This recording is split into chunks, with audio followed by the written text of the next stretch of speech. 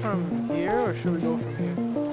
I'm Mustafa Ahmed, and I'm the founder and creative director of Tone Deaf Studios.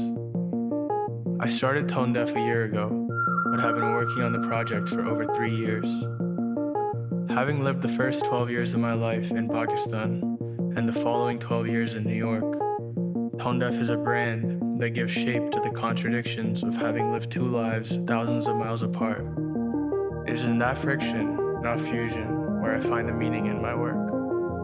I've spent years traveling the country, seeking out master crafts and the stories of their makers.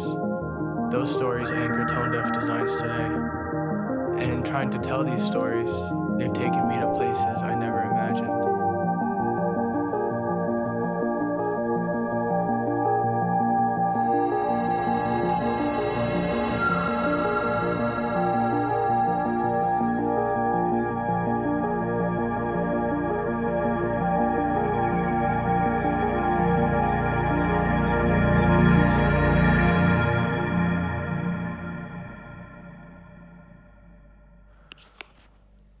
It's about 2 in the morning right now, and we're about to do our 4-hour drive to our block printing workshop. And we're gonna be there for the day and get our panels and work on some new stuff, so I'm gonna get some Z's, but I'll catch you there.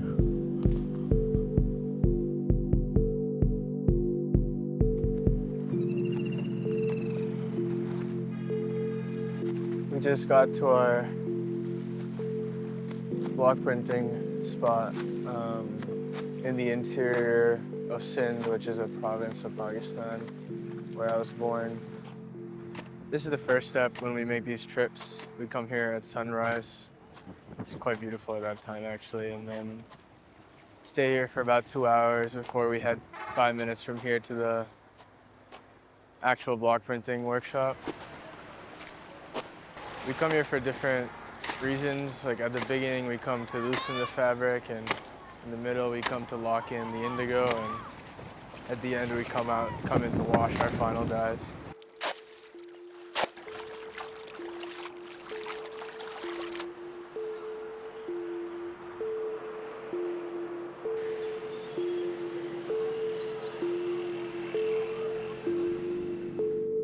I think what drew me to investigate ancient artisanal crafts was its meditative qualities. In getting to know these artisans, I found that to them, their craft is a form of prayer and is practiced as a spiritual discipline, just as it's been for thousands of years on this land.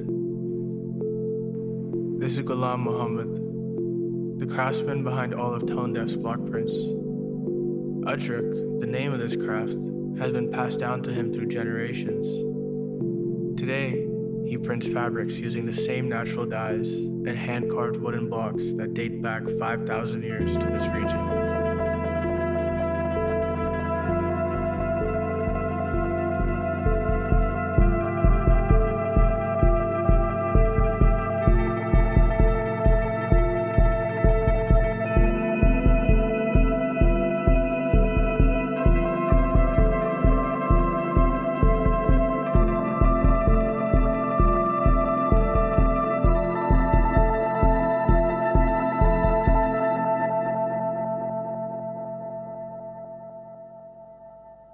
I've been here 3 weeks now, and we've developed all this stuff, but now there's only 9 days left, and I still feel like it's about 90% there, and there's a lot of pieces here that I'm just not too sure about yet, so the time crunch is it's getting to me a little bit.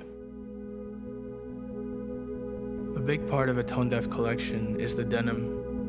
I believe the process of making denim is as layered and artisanal as our ancient craft traditions.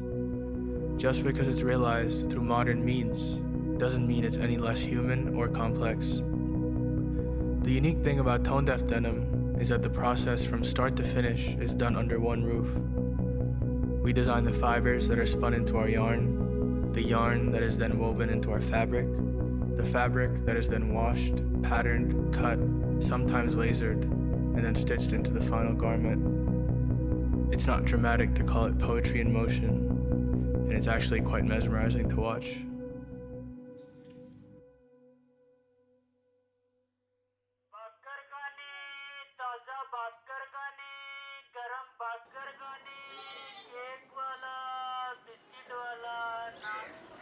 This place is crazy, dude. Assalamu alaikum, Amir. How are you? I think today we have to finalize. Maybe they have the single beat in here, no? Yes. No. Dude, these stairs are freaking us out. Assalamu alaikum.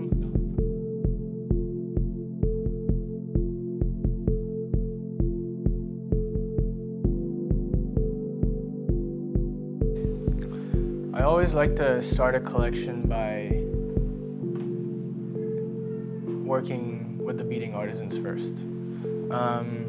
I think it sets a good tone for the world that I'm gonna build around the pieces I make with the beading, and I think it's also the most fun part about this whole process. I think my favorite part about this process is that you can't come in with a vibe. You have to come in with an open heart and kind of surrender to the process and surrender to be willing to work with the artisan. So in this case, it's Amir. Amir's been working with me for a very long time, so we fully understand each other at this point. And I know when to push him, and I know when to lay off as well and let him do his magic. And I think that synergy is something we've been working on for a long time, and I think this collection reaps the benefit of the collaboration that we formed. I feel so lucky to be able to immerse myself so deeply in my work. Artisans like Amir aren't just my suppliers. In many ways, they're my teachers. I don't come in with answers, I just come to learn. They've spent decades mastering techniques that mirror the natural world, fractals, rhythms, patterns, all with a mathematical precision. That's not coincidence, because that's where the divine enters the work. Their combination of spiritual discipline and mastery is what I'm chasing in my own way.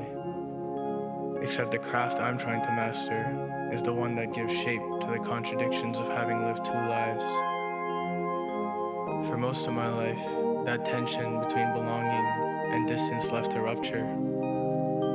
But through tone deaf, that same contradiction is now given space to find harmony.